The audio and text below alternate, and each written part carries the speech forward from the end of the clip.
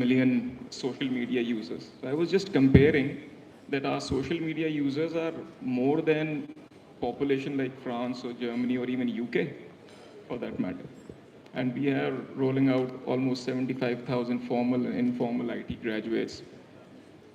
Then we have an export of almost $4 billion IT exports, which is not for your query. I suggest, GSMA can take the initiative and probably announce or agree on a digital connectivity and infrastructure charter to be both agreed by public and private sectors. So for spectrum, as Amir also just spoke about, and all the panelists since morning, all the speakers, they have been talking about spectrum, they've been talking about right of way, they are also considering connectivity via this non-terrestrial networks like Leo. But my opinion would be this platform maybe can be used to announce or agree on a charter of digital infrastructure and connectivity. Thank you very much. I think that's a very solid suggestion that if public-private sector agree on a charter. Kulale, would you like to add to that? Thank you, Fatma. It's always a pleasure to talk about inclusivity when you are there, because your work with Jazz and otherwise as well has been more about that. I think legacy gaps are a lot, so let's not talk about it. But I will pick up from what our keynote speaker said, that we get really excited about new things coming in. But we do have an infrastructure which we need to also consolidate and also support before we can move to, for example, the example of Starlink. Everything looks very exciting, but then there are policy as well as social issues that come out because of that, and not to forget the economic ones. So my thing is that if it has to be, for example, policymakers, and as you talked about the charter, it should be about what complementary approaches can be taken so that not one partner or one person feels left out, or one organization. So this is one. And the other thing that I feel, there's so many policies already, we don't need more policies.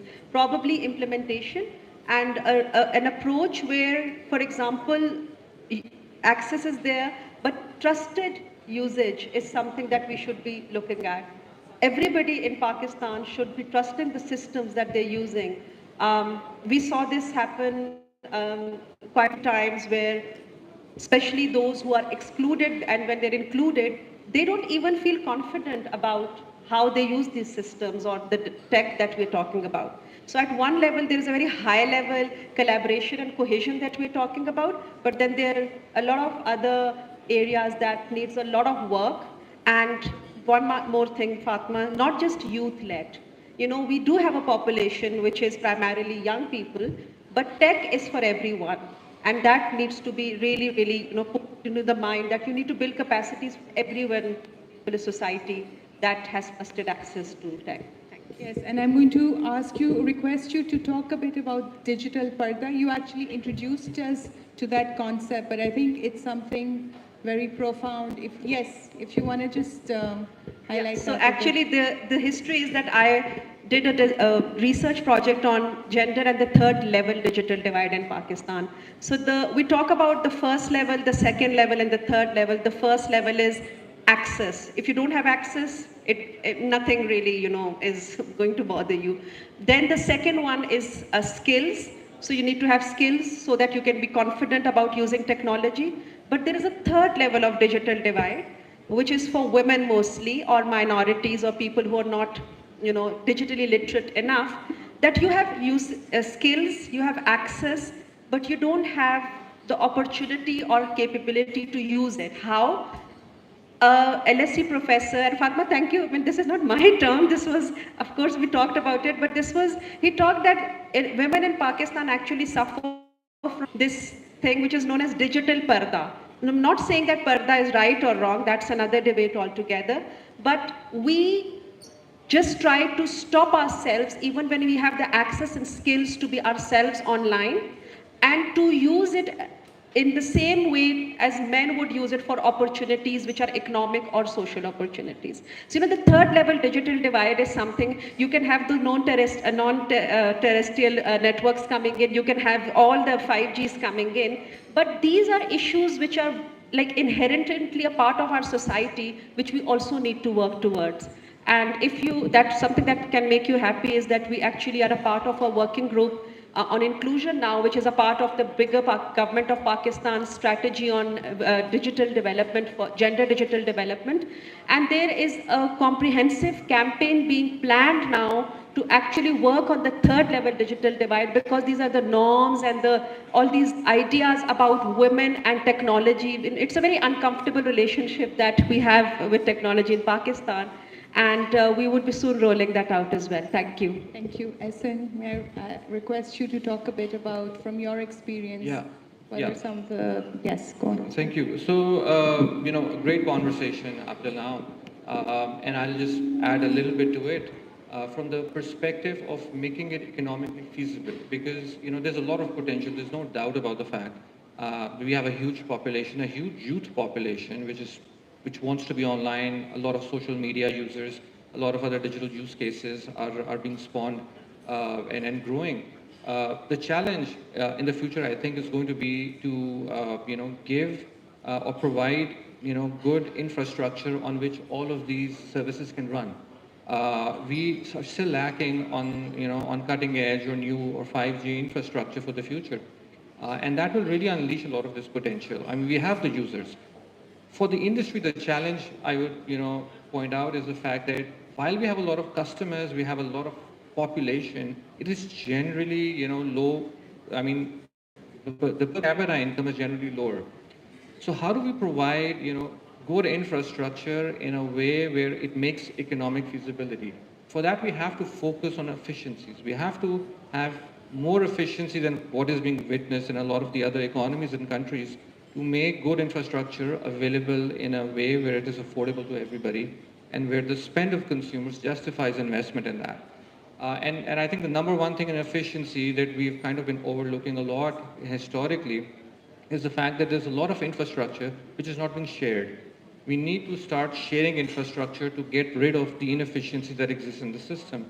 We have 4 operators which are putting up their towers, in working in silos, not coordinating and sharing that infrastructure actively. Similarly, a lot of the fiber is being deployed, which is not being shared, which is being worked on in silos. And of course, spectrum is the biggest, thing. So in order to have scale and fast deployment of future, infrastructure, we need to make sure that it is done in a collaborative manner, both within the private sector and also being enforced by the regulators, to ensure that there is forced efficiency in the system. And ultimately, it will benefit everybody. It will benefit the ones who are providing it and the consumers as well, because provision of quality infrastructure will unleash the potential that we're talking about, because this is a prerequisite to that. And to have quality infrastructure, we need to make it economically feasible for the investors to invest in this. And for that, we need these efficiency frameworks in place. Thank you. Which brings me to Jahan Zeb. Essen talked about infrastructure sharing with 5G and NTNs as being important conversations that are happening now.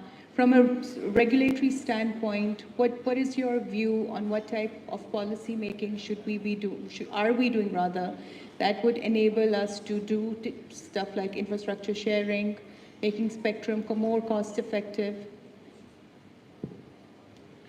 Thank you, Fatma. Yes, of course, this has been discussed many times. So there is no surprise or rocket science. But before I speak about spectrum or right of way or fiberization or satellite connectivity, let me elaborate the strategic framework of the policy. So that framework, and Secretary Saab also talks about this framework occasionally. So in the urban areas, for better connectivity, for quality connectivity,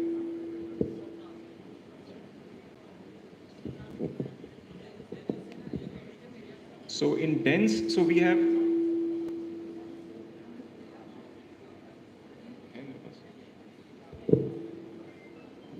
Please, Law.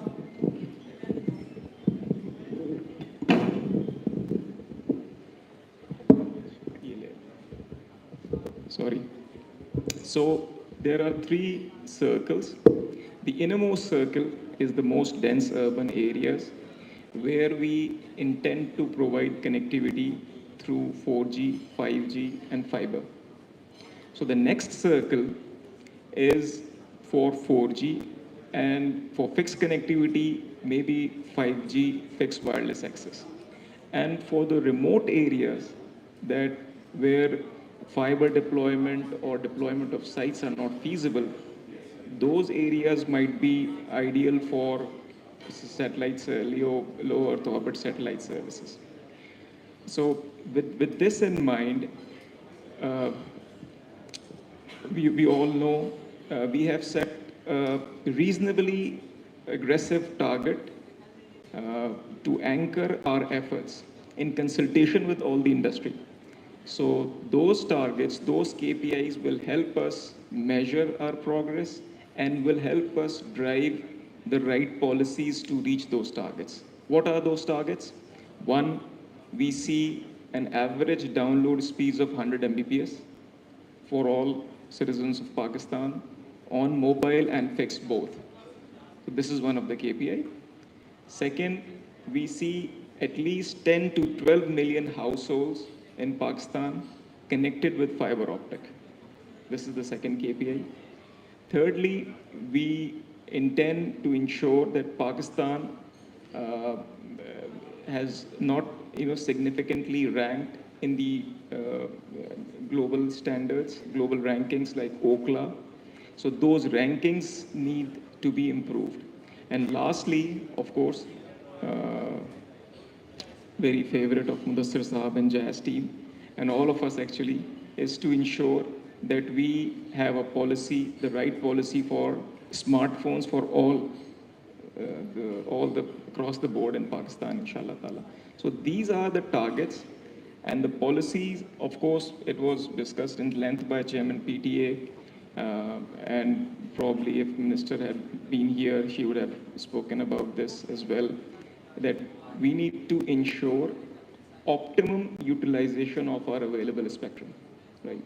So, this is hardly debatable that staying at 274 megahertz of spectrum with 250 million population to serve, we are one of the most congested networks in the world. So there is no benefit neither for the government nor for the public nor for the operators to have available free spectrum and not utilize it. So inshallah ta'ala, we intend, as it was also published earlier, we intend to go at least at 840 megahertz of total utilization of spectrum, inshallah ta'ala, for achieving the fiber connectivity and reach, increase our reach to 10 to 12 million households. Again, Chairman PTA has shared that Ministry of IT and Telecom has been really pushing hard. Minister and Secretary both are personally taking it up with the Prime Minister, with all due stakeholders. And Alhamdulillah, Prime Minister has already announced that in the federal area, the right of way will be abolished practically. So we are now working to amend the Telecom Act and then proceed for approval of the right policy to implement it formally. So Great. these are the policy interventions. I hope I was not very long. No, that was really good. Thank you. Atfa, my next question is for you. As someone, you work a lot with global platforms. What is your opinion about the readiness from a user ecosystem standpoint of technologies like 5G, NTN? Do you think our ecosystem is ready to absorb them? Actually, if you look at the ecosystem, there's some really strong demand drivers at the moment, right? It's a no-brainer. We've got a young population. We've got about 198 mobile subscribers, 198 million mobile subscribers, 150 million broadband subscribers. So the demand drivers are definitely there, but there are certainly a lot of gaps that needs to be filled in order for the ecosystem to be ready for these next generation technology, be it 5G, be it this non-terrestrial networks that they want to deploy.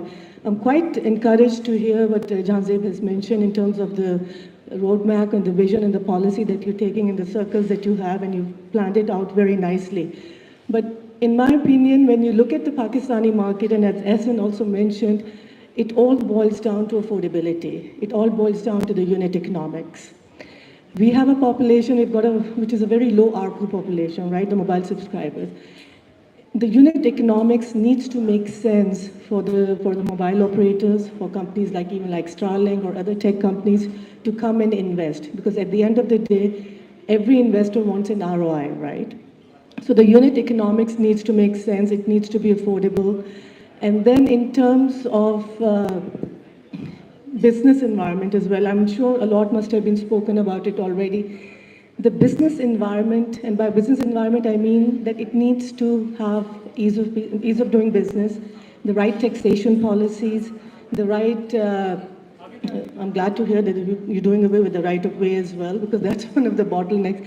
Because unfortunately, the telecom sector, because I've been associated with it for 20 years, there has been not a lot of policy continuity when we look at historically.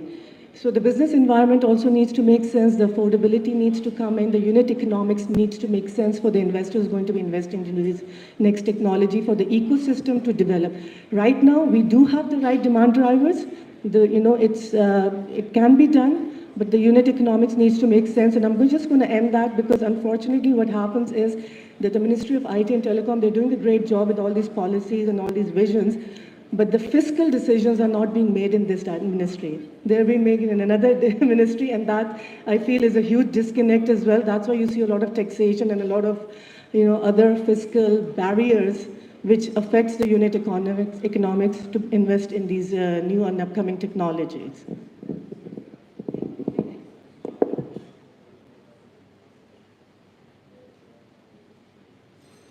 Yes, Kulale, my next question is from you. You spoke about digital parda. Atfa spoke about the digital, sort of the unit economics. What, in your view, is the missing piece to really get us up and running in terms of overcoming this usage gap?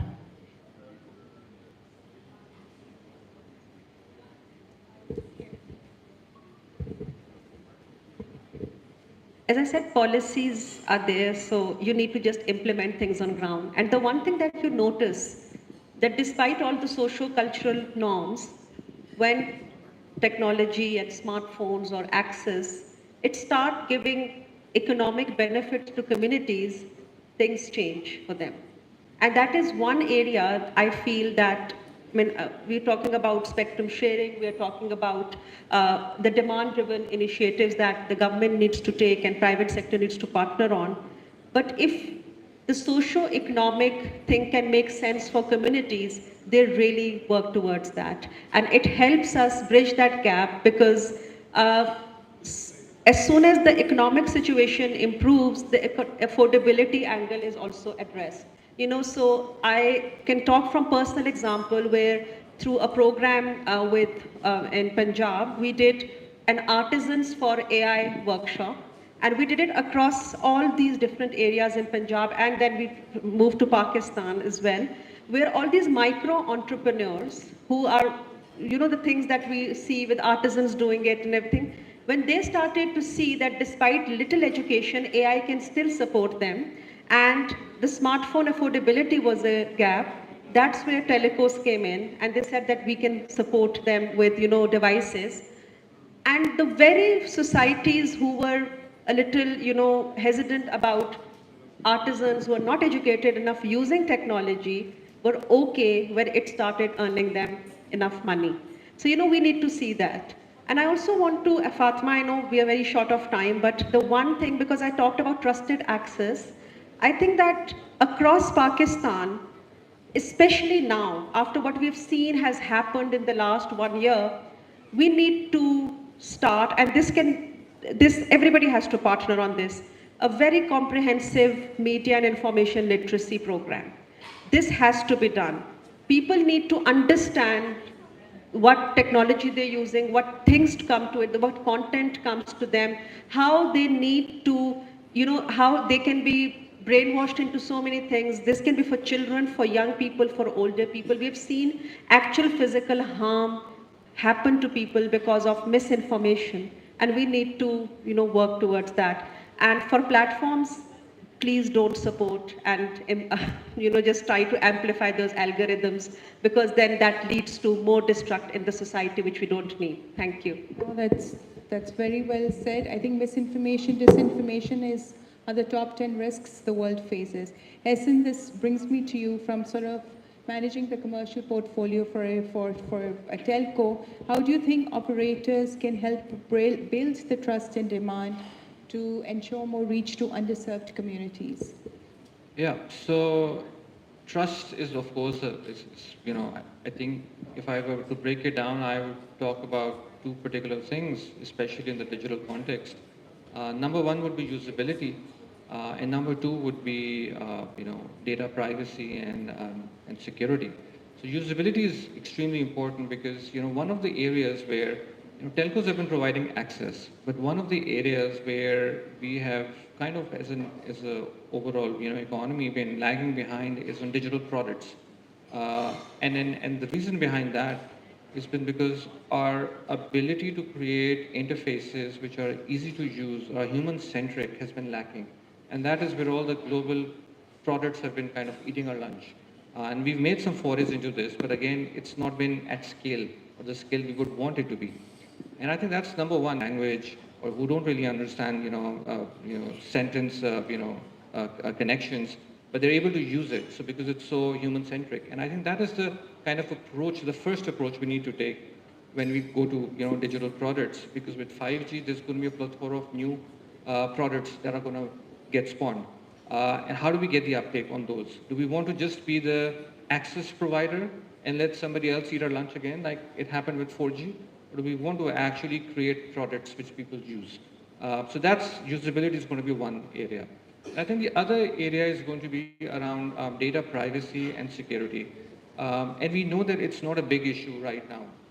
Telcos, for example, are highly regulated. So there is not a big issue with data privacy at the moment because, we are not really monetizing data. But with newer technologies, as we enter into digital products, this issue will start cropping up, because with the regulations on digital products are very different compared to the regulations on telcos right now. And in the current context, we know through all of our research that customers don't really take privacy or digital privacy very seriously at the moment. But this will change, and that's something that we anticipate, because if you look at the more digitized economies, for example, where Telenor operates in Norway, data privacy and security is one of the top reasons when selecting a telco operator. And Telenor Norway over there has taken a position on valuing this.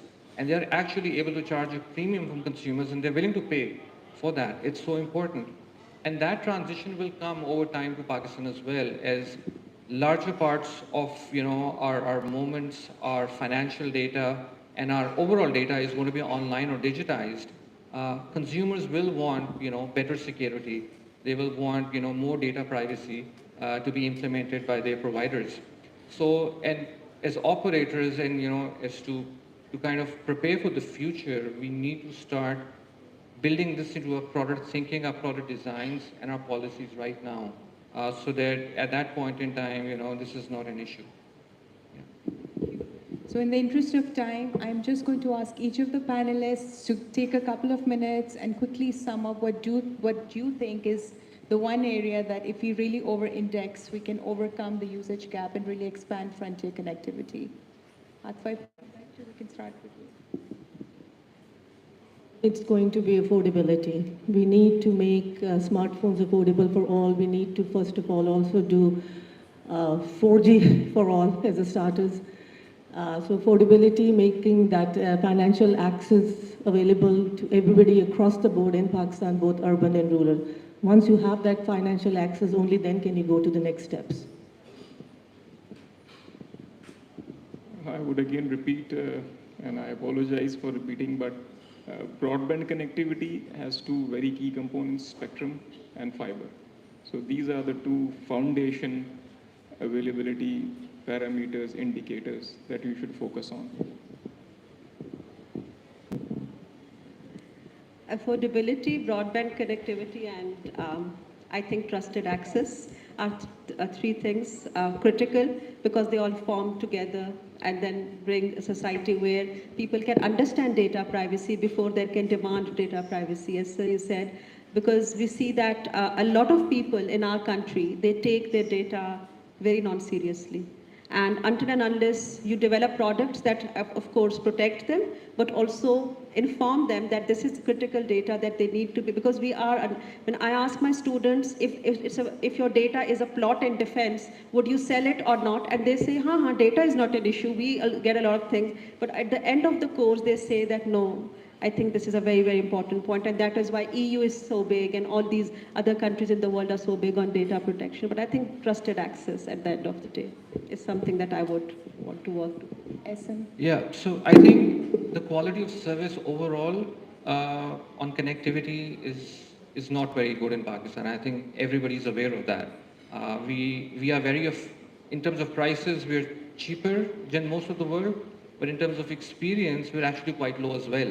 So ultimately, we have to, fix the inefficiencies in the system, because affordability will only come if we are able to, deploy all of our infrastructure and provide the services in an efficient manner. And ultimately, we have to improve the quality of service, and that will come through, again, what we talked about: infrastructure sharing, eliminating the inefficiencies in the system where there's duplication of investments happening, and the consumer is not benefiting out of that. And then also, what was mentioned by my colleague here on the spectrum side as well. So all of these things will have to come in. Ultimately, the real bottleneck is the low quality of service. If the low quality of service can be improved, then we will see, a huge, increase in adoption and new use cases coming up.